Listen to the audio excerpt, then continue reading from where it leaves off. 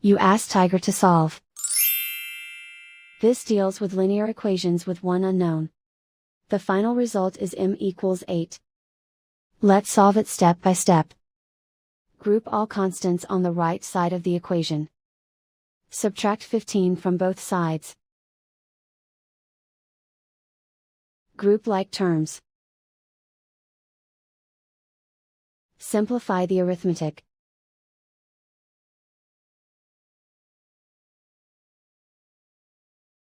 Convert the m into a positive number. Multiply both sides by -1. Remove the ones. Simplify the arithmetic. And so the final result is m equals 8.